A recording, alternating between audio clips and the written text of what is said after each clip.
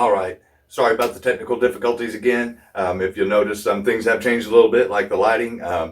Believe it or not, the recording stopped, and I didn't realize it. And anyway, long story short, I had to pick up for the last little part. So basically, where I left off was just the power taps. If you're going to use the wall warts, then that's where I got the, when I use my voltage meter, that's where I got the 10 to 4 or 12 to 14 spaces before track pieces before you would want another power pack. I went around, I actually had 8 on this track at one point in time, and so now I've got it hardwired. I don't need these anymore. But if you are using these, the voltage isn't consistent from power pack to power pack. So if you're going to use multiples, which you will if you're going to do a 4-lane setup, you will need to check the voltage on each one of them and then try to pair them up to the closest voltages together, and then put those around the track as needed, your 12 to 14 track sections apart.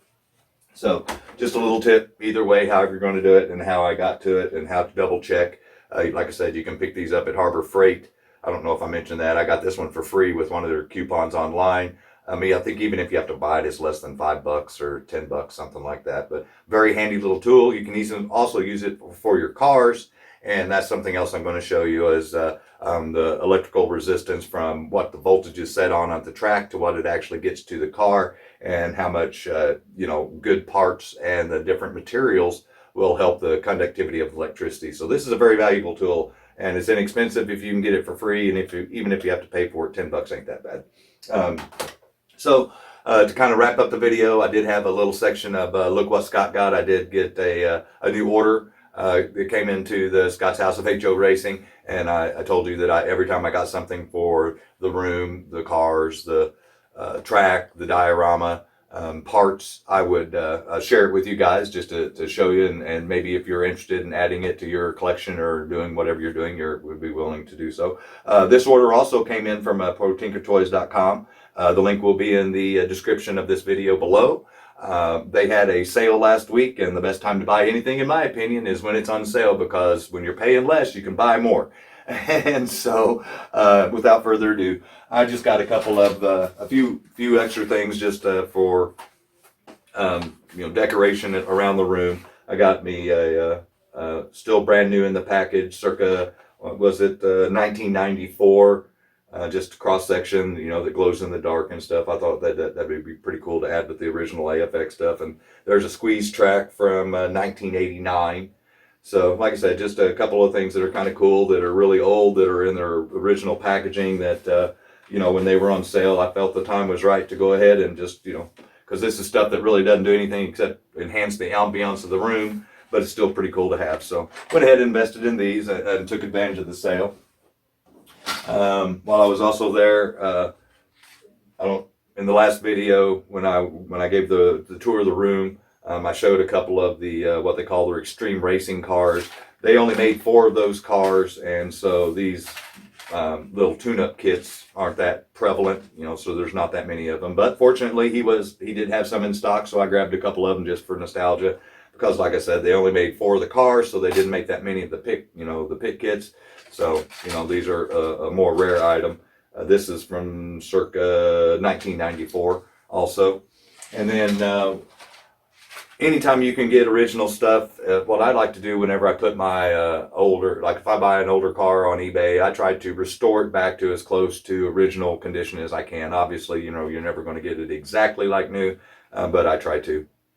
I haven't done it with every car, but that's the goal. Obviously, always something to work on, something to tinker with. And that's why I bought these extra parts, just like for my Tycos, these HP7 rear ends. And even if they're like these are the particular, not the right rear end color, the hub color, these are just the standard old silver, which you can see there. You can paint them to match, if you needed white or gold or whatever, black. And then just another tune-up kit in case I need some tires, some pickup shoes, springs. And this particular kit even came with lights. So all this stuff was picked up at ProTinkerToys.com. And if you remember in the video, the first video of Look What Scott Got, and it was the debut of all of their exclusive cars, I mentioned that the club car wasn't on sale yet. Well, it just went on sale this last Thursday. In fact, they announced that every third of the month following month, they're going to release a new exclusive car.